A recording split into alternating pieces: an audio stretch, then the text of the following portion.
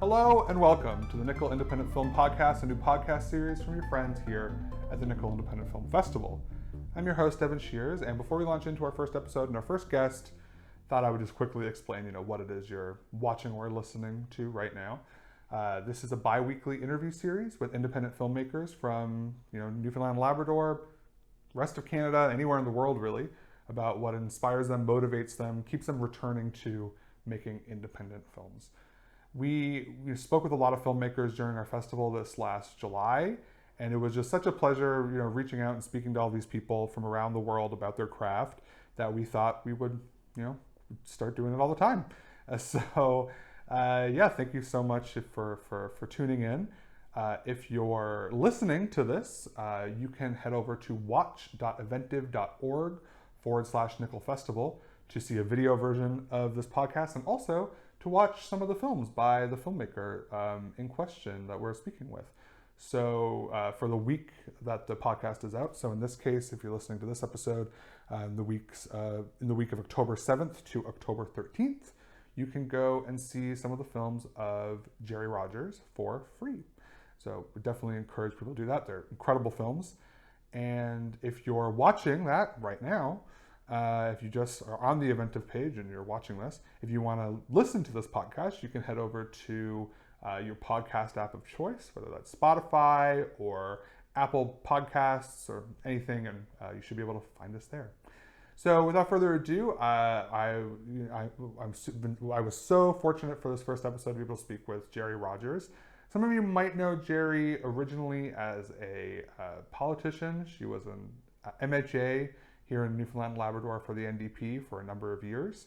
But before that, she was a documentary filmmaker, and she made a number of just intensely vulnerable, personal documentaries that I think were really, at the time quite groundbreaking. You weren't really seeing people yet make films sort of as up close and personal in the way that she was, because in a lot of the ways there was a lot of new technology going around. We talk a little bit about that in the episode, but it was such a joy to talk to her. If you haven't watched her films yet, and like I said, it's the week of October 7th when you're listening to this, head on over to watch.eventive.org/Nickel Festival. We'll have a link in the description of the podcast, and check out, we've got 3 of her films available there: My Left Breast, Pleasant Street, and FERRON, Girl on a Road, all of which we talk about in this interview. So I'd really encourage you to go check those out. Without further ado, I'm gonna hand it over to, myself again, and my interview with Gerry Rogers.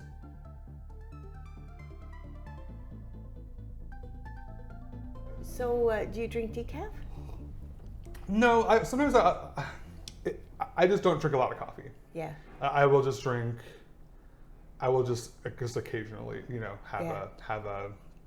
have just a regular coffee. Yeah. And allow myself to sort of submit to whatever sort of chaos comes with it. Yeah. Just one second. I have a feeling I'm dreadfully out of frame in this shot. You want me to look for you? Yeah, actually, if you don't mind, that would be great. Thank you. I figured I was probably and we right over there. Shoot up. Let's raise the camera a bit. Raise it up. Oh, yes. Yeah. So you can. This way? Yes, or no, maybe the top one. Can I do you like that? Please do. The nice thing about making this with filmmakers. Thanks for talking to me today, Gerry. Happy to. Really excited, so excited to be sharing your films. The last time I guess we kind of spoke, at least like more formally, was in a room with people. Right, that's pre-COVID. Just barely. Wow. I know, we showed My Left Breast at the LSPU Hall. I think it was like end of February or something. Yep. And looking back, what a nice thing to have done so shortly before everything shut down. Yeah, and it's so here we are. It's September 20 something or other. So March, April, May, June, July, August, September, 6 months in, right? Yeah. But it's almost like I can't reach back and feel what it was like pre-COVID. Yeah. It feels like the fact that we did that this year feels like a million years ago. Yeah. But we're super excited to share some of this work again now online with people? Because I know that at the screening, so many people were really, because they wanted to see Pleasant Street, then they wanted to see all this stuff because it's been a while. I guess my first question is, what's it like, having people like when you've been away from work for a while, and especially work you're so personally close to, what's it like? How, the idea of having people see it again? Well, first of all, I was so honored and so grateful that the Nickel wanted to show it. I was really pumped about that, because it has been a while since I've been at a screening where there have been real live warm bodies, and a lot of people have known me in the past 8 years as a politician and not as a filmmaker. And I've been a filmmaker for 30 years. And it's so much ingrained in who I am. And but watching My Left Breast with an audience, I just realized, when I was making films, with professional crews. I was actually making films with film, with real film, and with a lighting person and sound recordist and boom operator, the big crews. And this was the first time that I made a film with just a little prosumer camera and Peggy and myself in terms of shooting it. Yeah. So, and technically it's a bit of a dog's breakfast, but somehow it really worked, and we never would have been able to make the film that it was any other way. It had to be done that way. And also, it was the first of the films like that. Exactly. We made it. Yeah. Because now you look at something like YouTube or something where people all the time are making essentially personal, what is a vlog if not a personal short film or something, and it's how many people at that time were making films like that, probably not many. Yeah, everybody's afraid whether or not there was a boom shot or whether the sound levels were right, and let's do that again, and it was none of that. And I had never shot before. I always worked with great cinematographers, but to watch it again in a room full of people and to realize that it still resonated with people. So much. And people cried and they laughed, and they cried and they laughed, and I have to say thank you so much for allowing me that opportunity once again. It was great. So grateful that you would let us share it. Because I remember, I was pretty young when those films came out, but I definitely remember that they were kind of the first films I was aware of that this is a film someone made in Newfoundland, and so being able to go back and watch them now has actually been really special. So I'd love to talk about what, like you said, you already had all this experience in filmmaking. Yeah. And what kind of, when you went to make My Left Breast, which is kind of the first of these very personal films that you made, personal documentaries you made, what was your kind of mentality going into making that film? I didn't know if it was going to be the last film I ever made. My diagnosis wasn't that great for my breast cancer, and also I had looked for films about breast cancer, and all I could find were films that were rah-rah-ree, I'm going to beat this cancer, or really medical films. And that's not what I was looking for. I had so much ambivalence about the treatments, but and I was afraid. And I felt alone in some ways, even though Peg, my partner, was, just fabulous. And I had such a great community of friends, but still you feel that kind of in the middle of the night, that aloneness and that loneliness. So I wanted to find something that would speak to that, and I couldn't find it. So I thought, well, I'm going to make the film that I needed. Also, to do art was an incredible act of defiance, Yeah. of pushback.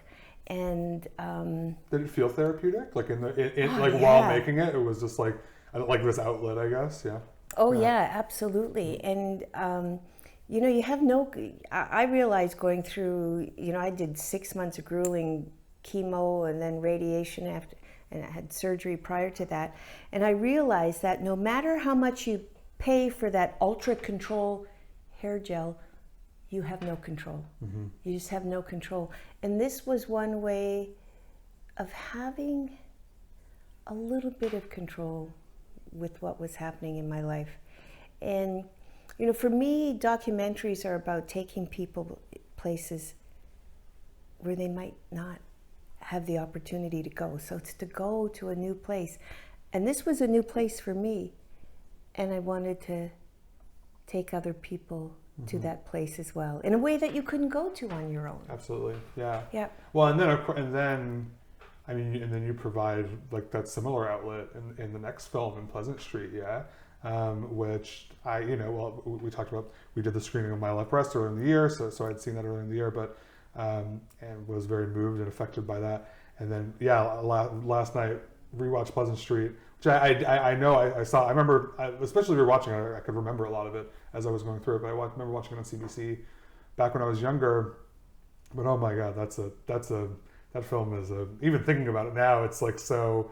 There's so much like joy and life in that film, and but it's also really challenging. What was it like making like it's one thing to be sharing your own story, Yep. and it's another thing, of course, to be sharing these other people's stories. You talk a little bit about what that was like. Yeah, well, you know, it really is. Pleasant Street and was about how do you live fully while you're dying, you know, and how it came about. I ended up having another mastectomy, and then I had complications, huge infections. It was awful. So I was in the hospital, and across the hall from me was Lita Finlayson, this gorgeous young woman in her early 30s who had just been diagnosed with melanoma. And up the hall from me in the hospital was Ken, and he had just been diagnosed with pancreatic cancer. And they were both each given 6 months to live. And we only discovered that Lita actually lived across the street from me on Pleasant Street, and Ken lived up the street from me on Pleasant Street. And I knew people in common with each of them. So I visited them, and I said, I think if I hadn't made my own film, if I hadn't made My Left Breast, which was such a help to me, I would not have been able to go as far as we did with Pleasant Street in terms of saying, you know, this is what the experience was like for me to make My Left Breast. It really helped me through it. Do you folks want to make a film? And I saw it not making a film about Lita, it's Ken Hickey, and not making a film about Ken, but actually making a film with them. Yeah, you really like. I think throughout like all of your films, there is like really this sense of collaboration with your subjects in a way that like you don't always get in documentary. You know, sometimes you watch a documentary and you can kind of feel the distance, feel like there's a subject here and a filmmaker over here. But with yours, and there's also just this great sense of community too, especially in Pleasant Street. Like all those shots of It's so much fun. Yeah, well, is that how you're thinking when you're going into these films? Well, you know, filmmaking is really all about relationships, and it's about trust, and so it's about relationships and trust while you're making the film, while you're shooting, but then it's about that afterwards in post as well. With Terry Nash cut both of those films, and she is brilliant. She's absolutely brilliant, and I never do a paper cut. I never do a paper log with a cut. I sit in the room with the editor. We watch all the footage together and say, okay, what do we have here? Because, some people write documentaries and go out and shoot it. Yeah. Whereas for me, it's a journey. And if there's no surprise, if it's not taking you anywhere you didn't expect to go, then what's the point? You know, write a book or make a pamphlet or something. Yeah, sure. The shooting, that part of the filmmaking is really about discovery. It's about relationship. It's about trust. It's about what's going to happen. Yeah. What's going to happen when we get together, and where's Lita going to take us, and where is Ken going to take us? And for me, it was about also providing opportunities for them to share what they want to share, and for me also to help them get somewhere. And I think that that's so important. And then in post, working with someone like Terry Nash, who's, you know, she's not a cutter. Yeah. She's really part of shaping and forming the story. Yeah, absolutely. Yeah. And she's so brilliant. And you never know where that's going to go as well. And you know, both films are like they're like a narrative. They're scenes that take us somewhere. But both, and I think both Ken and Lita were really happy to have had that opportunity, and it's part of their legacy. And I mean, yeah, well, that's the thing, especially like as is Ken still with us? No, Ken died now about 10 years ago. Oh, okay. I wasn't sure. He was only supposed to live 6 months, and he lived almost 10 years. That's amazing. Yeah. Well, but only all I was going to say was, especially, you know, as you go through the film and you realize that, you know, Lita doesn't have very much time. It's I don't know. It's a very very beautiful. Like I really say I was watching, as I was watching it last night. She gave us a gift. Truly is a gift. Yeah. You know, that someone was so open and candid about their life as it was so. Yeah. You know, leaving her. You know, it's a heartbreaking film. But, and you know, she loved fashion and she loved beauty, and so when she said, "I'd like to do a little fashion thing," and it's so authentic. Yeah. Because it comes from her. Yeah. And, you know, like one of the surprises for me was with Ken going for a walk in Bowring Park. And, you know, his partner was so, Rolanda, his wife, she was so open as well. Yeah. But when Ken starts, he wants to feed the ducks and they all come to him and all of a sudden he gets afraid. and so this was no longer about feeding the ducks. Yeah.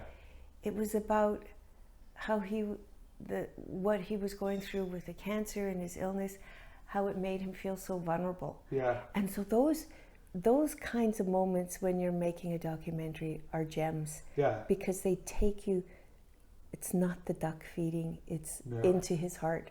Truly, they're so open to you. It's yeah, you can tell there's no, I don't know, I'm sure it's a mix of things. I'm sure it's a testament, of course, to your abilities to connect to people as a filmmaker, you know, where they're at with, you know, this brutal illness that they're facing.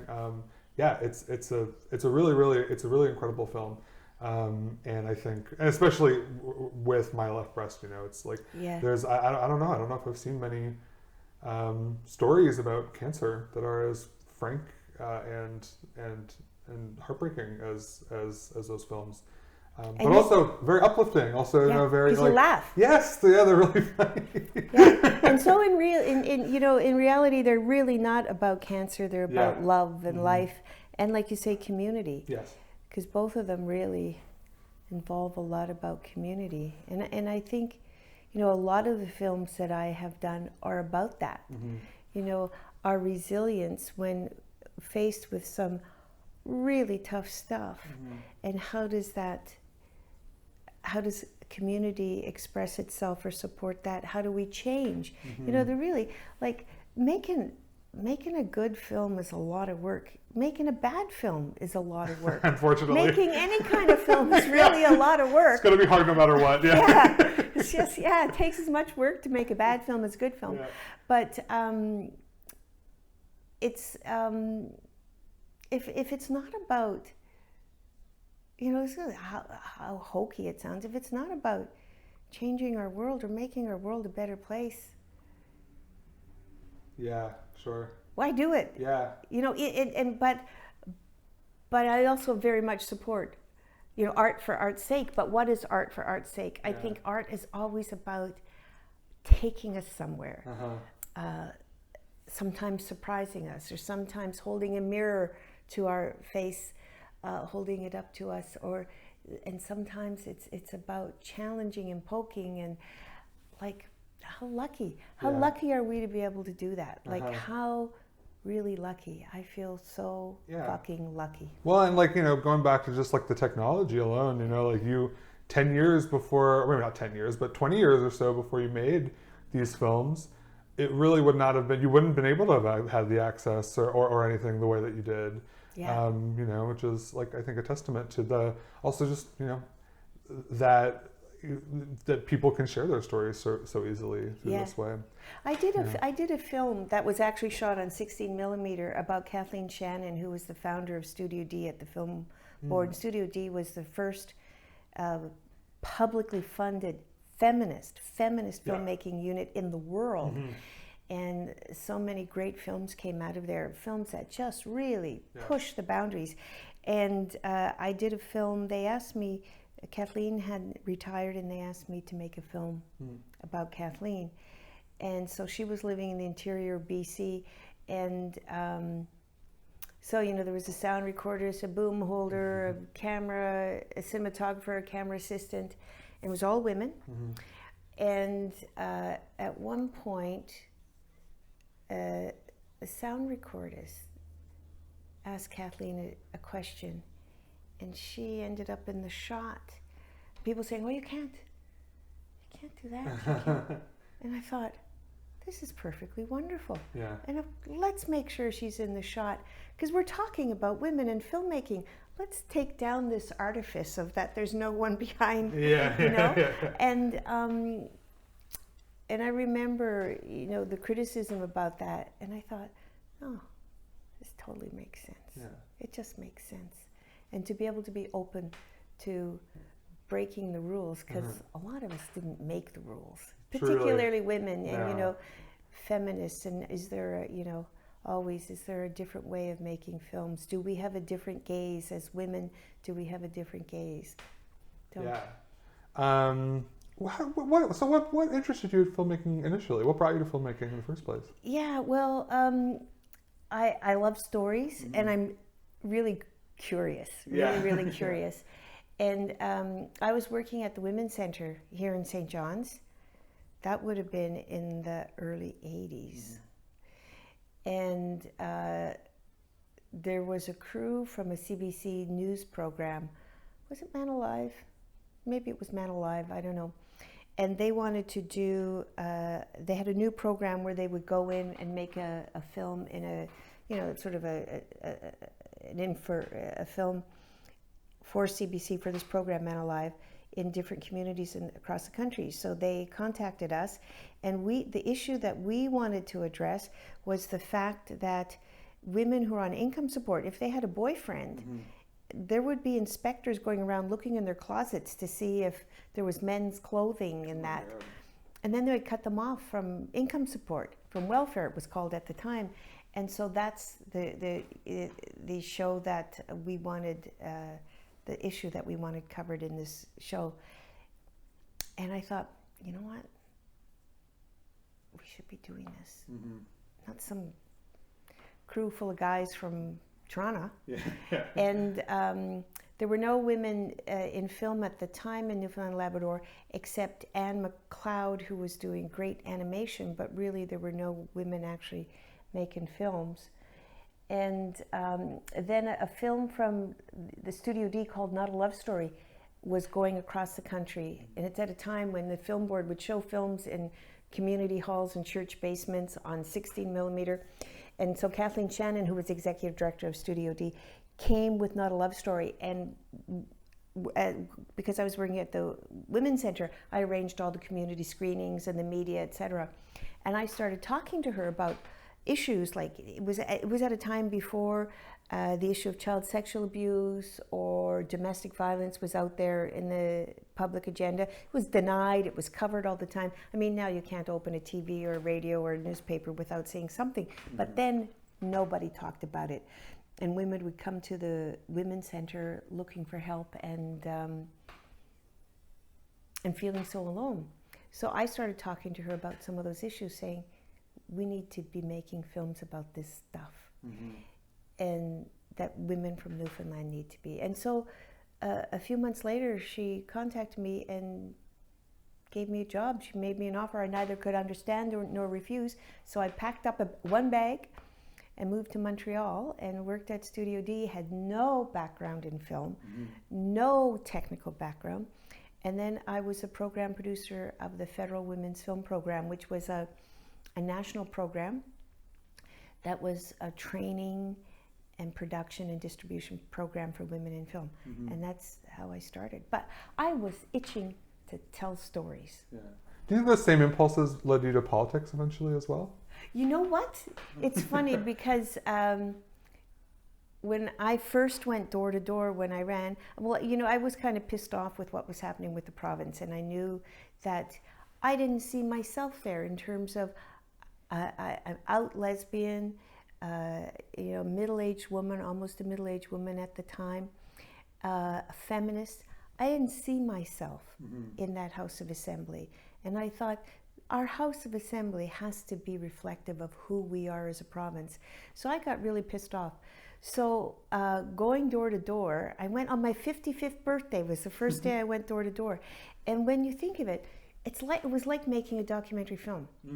You're knocking on the door, you don't know what's going to happen when you open that door, but you have to listen. Yeah. And I just kept gathering stories, and you listen with the intent to really hear, and then you clear a space so that those stories can emerge. And that's like making a film, and that's what it was. And again, to effect some kind of change and to take us to places where we may not. I remember one night going door to door, and Bill Rowe had the night open line show on VOCM, and he called me. I had just finished going through an apartment building where there were tons of seniors and people with disabilities who were had such challenges and so little money and having such a hard time. And I sat in a stairwell doing an interview with him and talking about what I had seen that night. And I thought, I want to do this. And you know, and I've always been very interested in policy and how you affect change. And as a feminist activist, as a queer activist, like, how do we affect change? How do we change laws? How do we change policies? And so it was a bit of an extension there for a while. But you know, I was in there for almost 8 years, and now I have a few more films I want to make. Well, I'm so excited to well, we can talk about that in a second. First, though, I would be remiss if we didn't talk about FERRON as well. Oh yeah. Because I also watched that film last night. Yeah. And I shamefully had never heard of her before. But what an incredible artist! What an incredible songwriter! How did that film come about? How did that happen? Well, I've known FERRON's music for years. It was sort of, you know, FERRON was the soundtrack to the lives of many, many lesbians in the 70s and the 80s. And her music, oh man, her music is so incredible. But she was an out dyke. Yeah. You know, when it wasn't okay and cool to be that.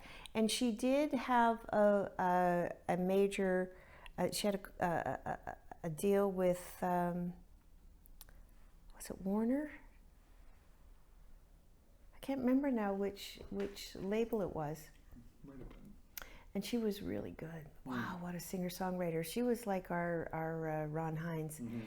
And you know, the Village Voice, a number of cultural magazines would say that she was you know, the female Bob Dylan, Leonard Cohen, all of those all wrapped up. And she would have made it big. Like her record label wanted to femme her up, and Sure. it didn't work. That's It not- didn't work. Oh man, No. it was so wrong. No. It was such a bad fit. But anyways, I knew her music for years, and you know, going to women's music festivals, and you know, in the queer bookstores, her music was always there, and all my queer friends knew Farron and her music. But a few years ago, well, I guess it would be about 12 years ago, Peggy, my partner, her cousin had a house fire in BC, and 2 of her children died in the house fire. And Suzanne used to sing Farron songs to the children, to her children. It was a tragedy. It was an awful, awful tragedy. And Farron has a house on Saturna, on an island off Vancouver, off BC. And so Suzanne knew that we knew of Farron's music, and she sang one song in particular to her children that I've never been to Africa, but she changed the words a little bit when she would sing it to the kids. So she contacted us and she said there was going to be a funeral back here in St. John's, and she said, do you think you can contact Farron for me and ask her if she minds if I sing it at the funeral and where I change the words? And I said, sure, of course. So I found a way to get to Farron, and I told her that the funeral was going to be in St. John's, and Farron said, oh, well, I'll come and sing the songs for her. But she thought it was at St. John's Church in Vancouver. And I said, oh, now Farron, this is in St. John's, Newfoundland. She said, oh. And I said, well, listen, if I can find a way of getting you here, will you come? And so Air Canada, through Paul Lannon, donated 2 tickets for Farron and her partner, and they came. They stayed with us for 2 weeks. They sang at the funeral, and Farron saw my left breast, and I said, you want to make a film together? She said, what do you want to make a film about me for? I said, Farron, you have touched the lives of so many people, and so many people who don't know you. I know, for dummies like me who should know who this person is. Like, yeah.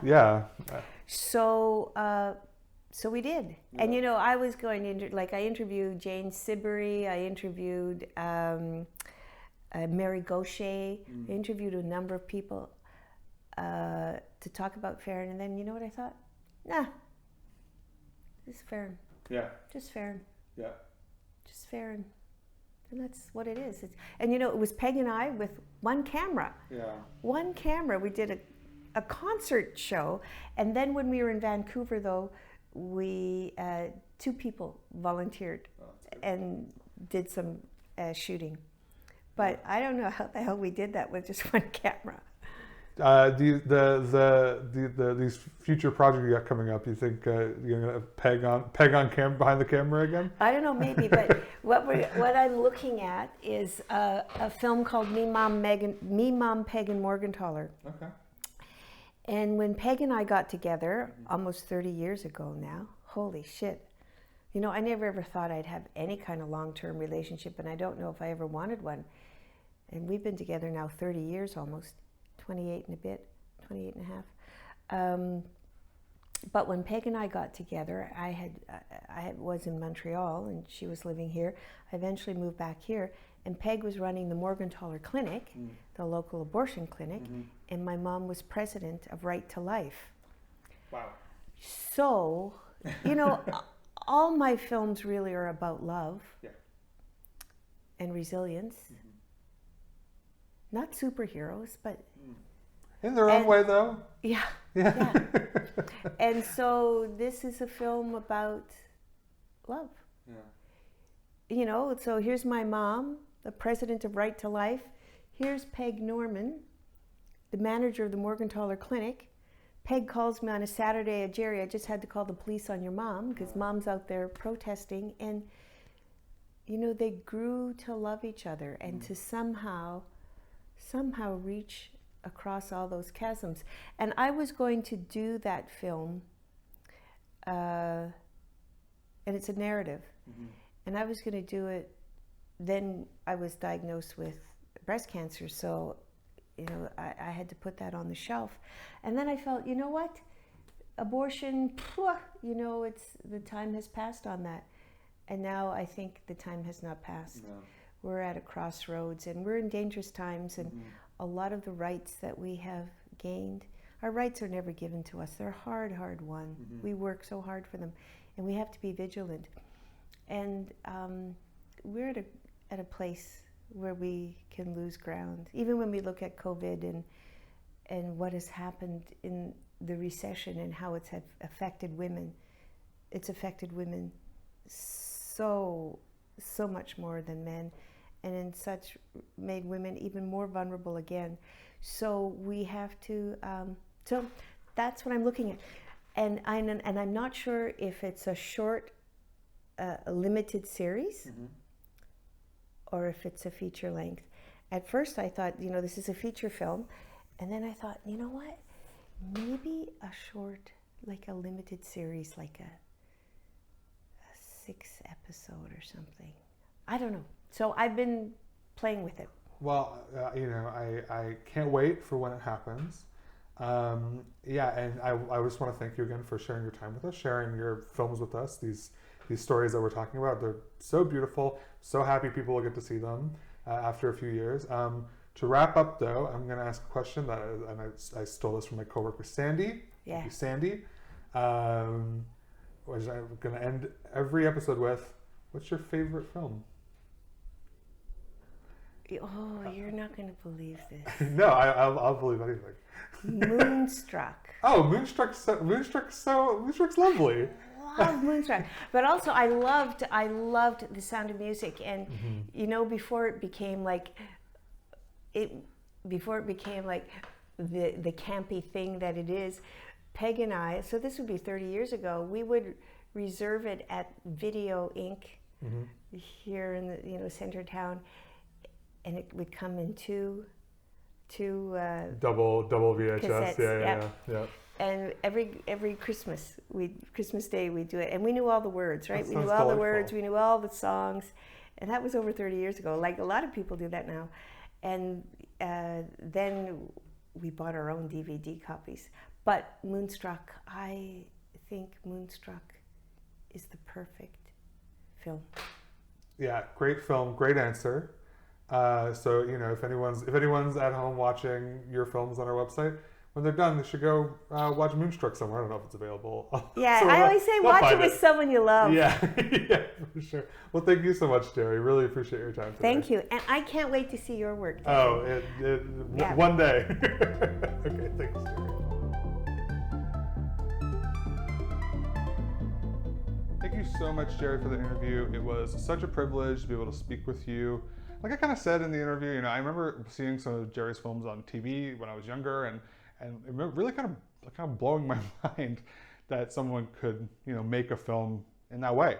So yeah, it was really inspiring for me at the time, and it was a real pleasure to be able to speak with her again as she's sort of re-entering filmmaking. So yes, thank you so much, Gerry. I should also say thank you to our friends at NIFGO for helping us source some of these films. So thank you, Anna, Byrne, and Steve, all over NIFGO. And thank you, Paul Pope, Pope Productions, who produced My Left Breast and who gave us permission to show that film as well. Couple plugs for the Nickel. We have our 48-hour horror challenge coming up later in the month. So I would head on over to our Facebook page if that's something that interests you. Super fun. Next week's episode will actually kind of be focusing on that. So yeah, it's one of our biggest events, and it's a total blast. So you should do it. And I should also say that if you are listening to this the week that it comes out, on October 14th to 18th is the St. John's International Women's Film Festival.